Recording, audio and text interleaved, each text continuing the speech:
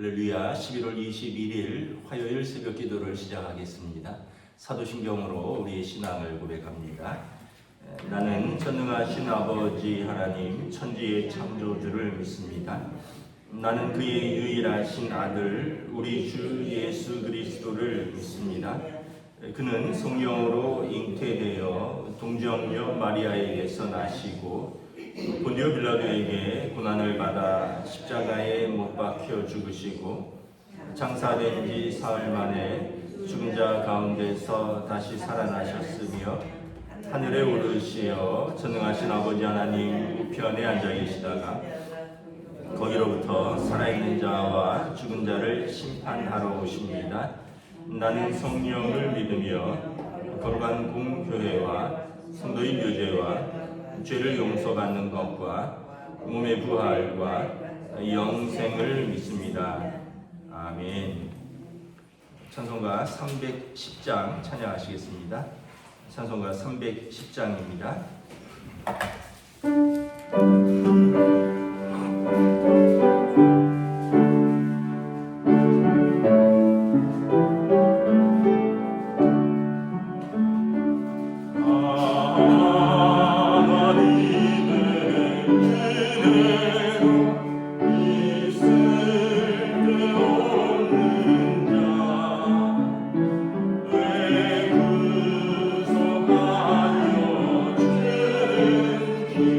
나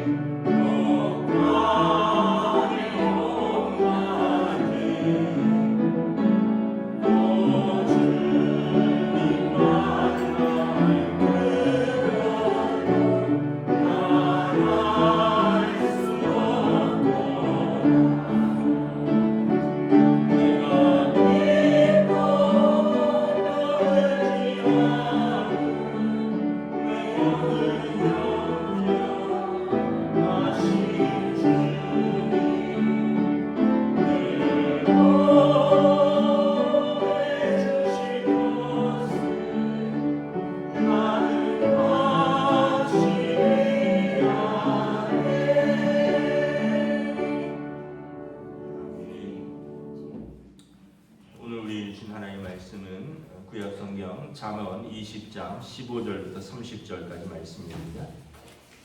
잠언 20장 15절부터 30절까지 말씀입니다. 다 찾으신 줄 알고 저와 여러분들이 한 절씩 교도하도록 하겠습니다.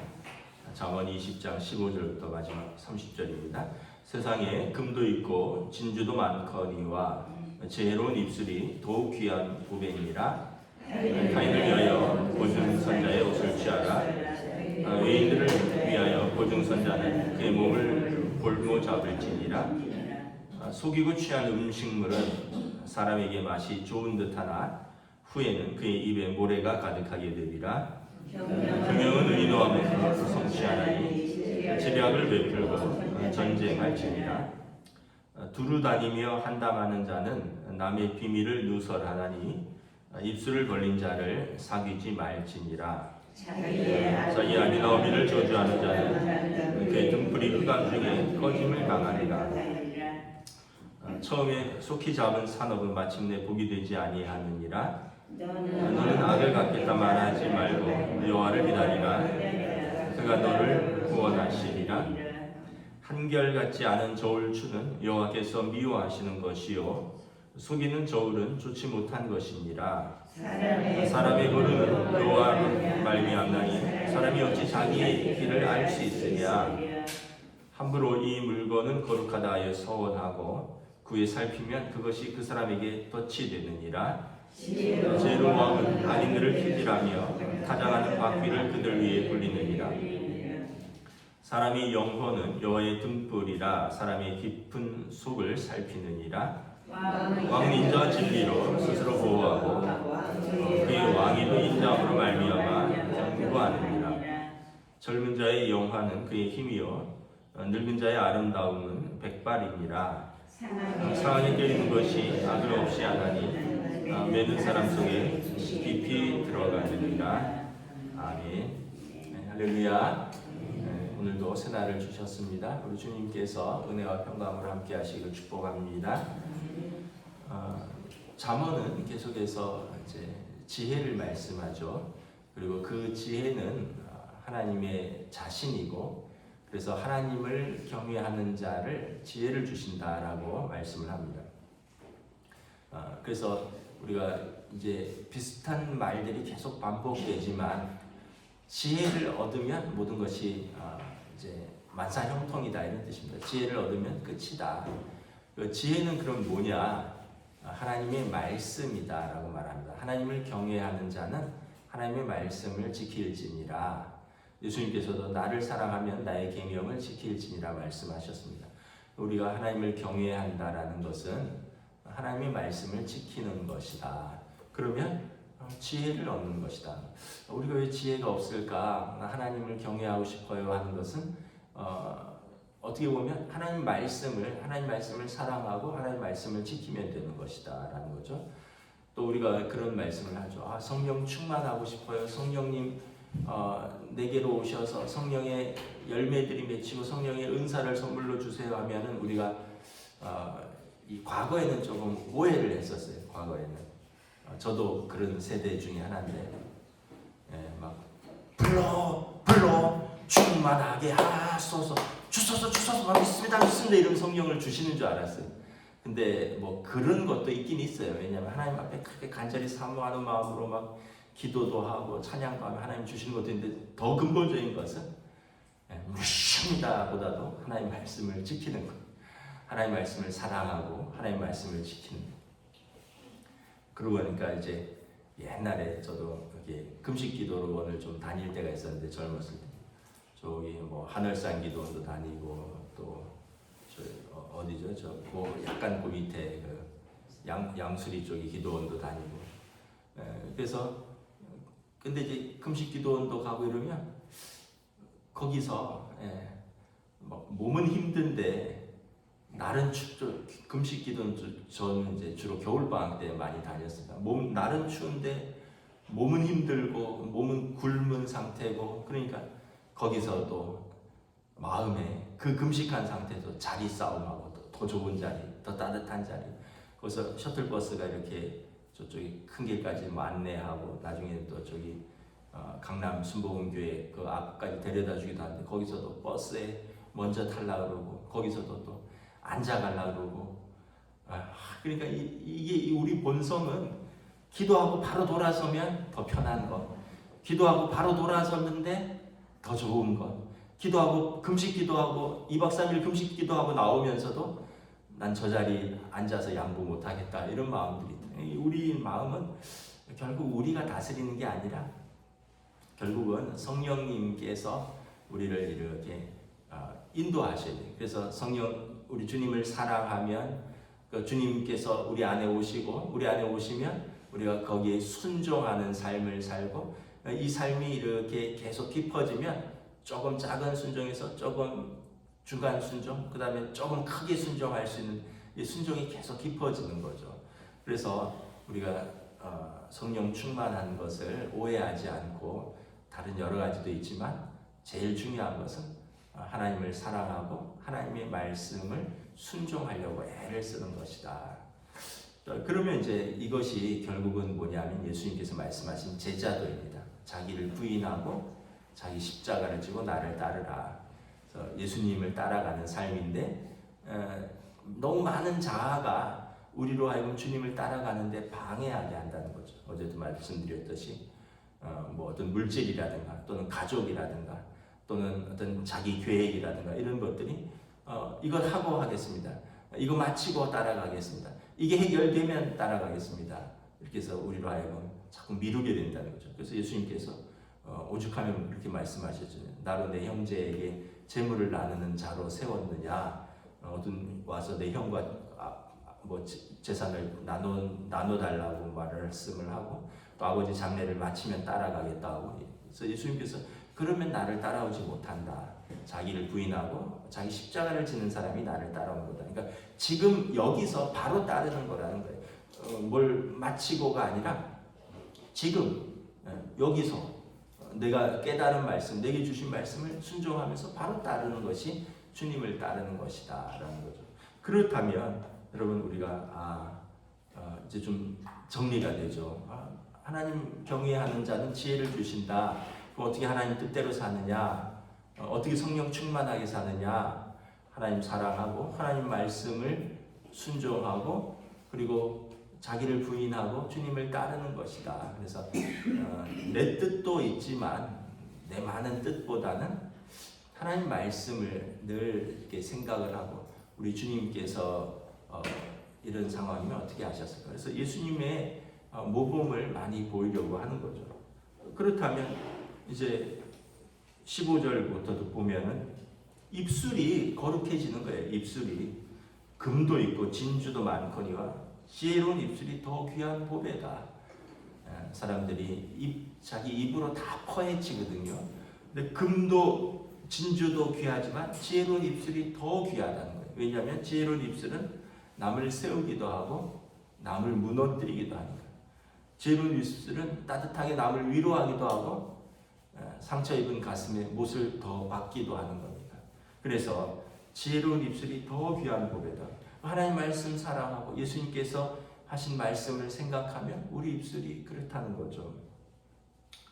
또 여러분 입술이 그렇으면 어떻습니까? 20절에 보면 자기를 낳은 아버지나 어머니를 저주할 수 없다는 거죠. 왜냐하면 아버지나 어머니는 자기 생명의 근원입니다. 그래서 예수님께서도 그렇고 하나님께서도 이제 뭐라 그러셨습니까? 10계명 중에 제5계명 1계명부터 4계명은 하나님에 관한 것이고 5계명부터 10계명은 사람에 관한 것인데 사람에 대한 첫 번째 계명이 내 부모를 공경하라. 왜냐하면 부모는 생명의 근원이고 그리고 이 땅에서 하나님의 대리자로 자녀에게 자녀를 낳고 가르칠 수 있는 사명을 주셨거든요. 물론 이제 그러면 이제 부모님들이 그러면은 자녀는 함부로 하면은 내가 낳았으니까 그것도 아니라 그랬죠. 자녀는 선물이고 주의 교양과 훈계로 양육하고 자녀를 함부로 노엽게 하면 안 되고 그리고 자녀는 아비나 어머니를 저주하면 안 된다.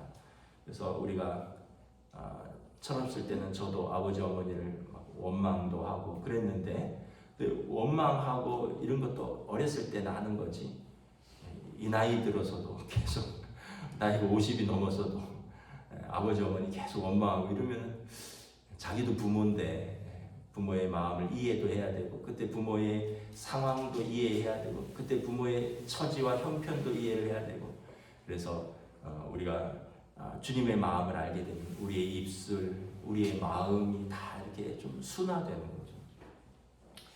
그래서 여러분 우리는 또 그러면 사람에 대한 태도도 바뀌는 거죠. 어떻게 바뀝니까? 사람에 대한 태도가 29절에 젊은 자의 영화는 그의 힘이요 늙은 자의 아름다운 백발이니라. 젊은 자는 젊은 자대로 아름답게 보이고 연세 드신 분들은 연세 드신 분대로 그 백발이 그 영광으로 보인다는 거예요. 사람에 대한 태도가 주님의 마음이 없으면 젊은 애들은 싸가지가 없고 늙은 사람들은 꼰대고 그냥 다 자기 기준으로 판단하는 거죠. 근데 주님의 마음을 부어주시면 사람에 대한 자세와 태도도 아이고 애들은 아름답네. 나도 저런 시절이 있었지. 애들은 정말 참 좀 그 약간 비밀인데 애들은 바쁘면 세수도 안 하고 눈곱만 떼고 나가는데도 전혀 문제가 없어요. 근데 우리는 어떻게 되나 아침에 나오려면 세수도 하고 이것도 바르고 저것도 바르고 막 그래야지 겨우 이렇게 하잖아요. 애들은 정말 그냥 세수 한 번만 해도 빛이 나는 아름다운 인생인데 근데 애들이 자기를 모르는 거죠. 자기의 그 빛나는 아름다운 인생을 모르고 애들도 염려하고 근심하고 그때 인생을 하나님 앞에서 감사하고 즐거워하지 못하고 우리도 그랬던 것 같아요. 그런데 이제 우리가 지혜가 생기고 하나님께서 주신 마음을 부어주시면 젊은이들은 너무 귀하고 아름답고 연세 드신 분들은 너무 또 귀하고 그 지혜와 또 그 사랑이 넘치는 백발이 되는 거죠.